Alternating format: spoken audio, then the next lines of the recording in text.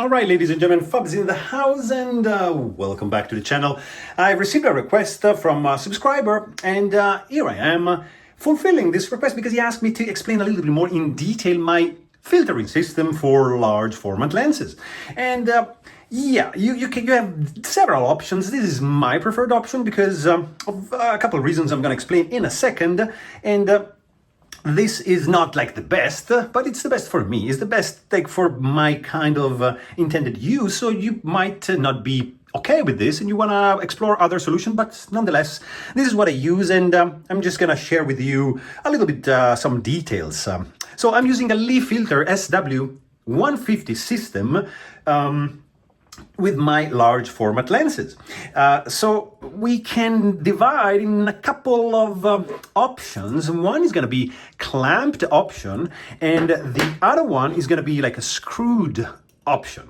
Both are going to, at the end, get clamped into this filter holder. You see, it has two slots. It can accommodate two filters, and they get snagged in place because of this design right over here. Pretty clever.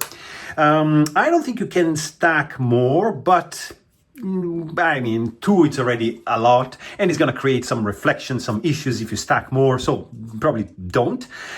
Two is okay. Usually it's like one polarizer and one grad, or you could do like an ND and a polarizer. You know, it depends on the intended use. So two options I was saying. One is going to be like this one, which is an aluminum donut, let's call it, with a couple of step rings that I adapted to reach 82 millimeter filtered thread size. So this guy, I can screw it into an 82 millimeter lens filter thread, and in this case, I'm just gonna do this, clamp, and I'm gonna slide in the filters. So this is one option with the thread. Sometimes you do not have a filter option that is as big as that. For example, here I got this one. It's a 90 millimeter Rodent stock 6.8. It's a Grad ND. It's a lovely lens. It has an ND filter, center filter, and I can use this donut, which is like a hard plastic piece of, it's an adapter, and you see there's a little bit of flexibility. So this guy just, boom, fits right over here perfectly, and then you just clamp it on top of that. And then you slide in the filters. So this is another option that I use. And I have a bunch of these donuts because there's a slight variance between the center filters. For example, I got here a this is a 90 millimeter, but this is Schneider Super Angulon, so it's not the same as this one. As you clearly can see, both are 90 millimeters, but they cover different formats. That's for 612, this is for 617, and you see the massive center filter that it's screwed in the front of this lens. I couldn't find a threaded step-up ring for this option. That's why I believe is this one. No, it's probably no. Which one? Oh, this guy. Yeah, 108. No, 110 millimeter. Yeah, it's this guy. So you see, this just goes here and just clamps onto the filter holder.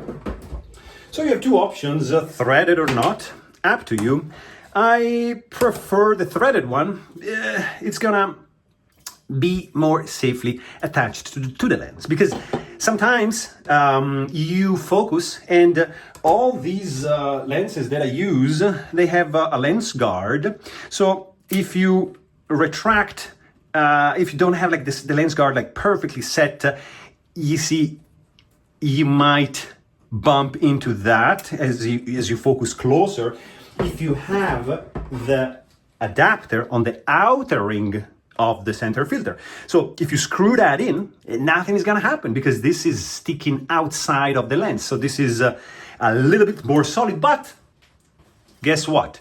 This might be a little bit more prone to vignetting because it's extending this area beyond the end of the lens, which is going to be right over here. So be careful, check your ground glass before taking the shot, because yeah, you could cause some vignetting if you do this method, like adding more step-up rings.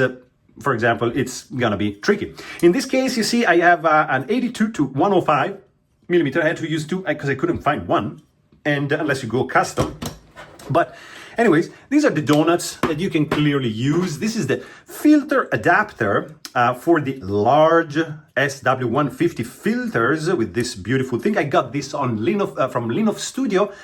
These guys are phenomenal, really great customer service from UK.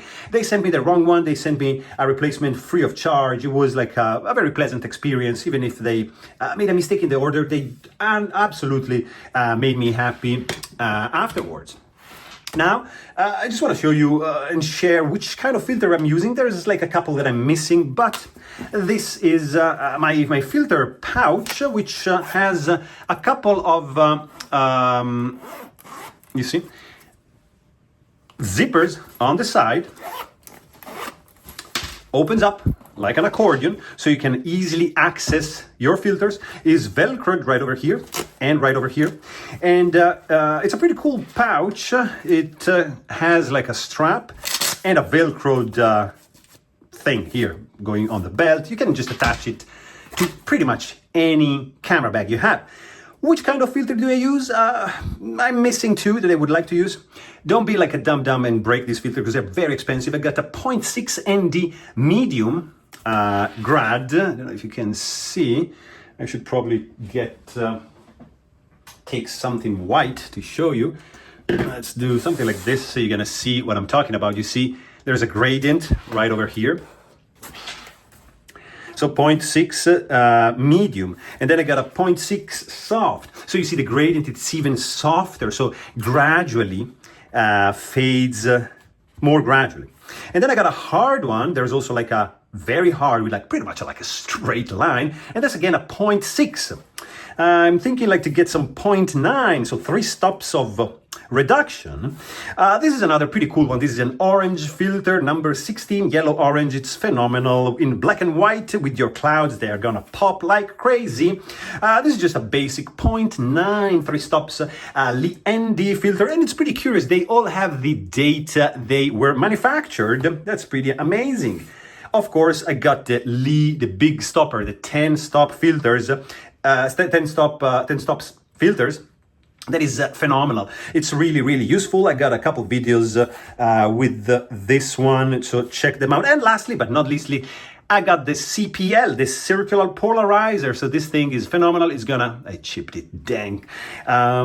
It's phenomenal. It's a great polarizer, very, very expensive, very good quality. So these are my 2, 3, 4, 5, 6 filters, 7. I missed one. Yeah, this guy. I just want another couple to this add to this set, and they're going to be probably the coral and the blue one, grad, for the sky. So just add a touch of color to the sky. So this is my filtering system. There is a hood, like a bellow hood option for that.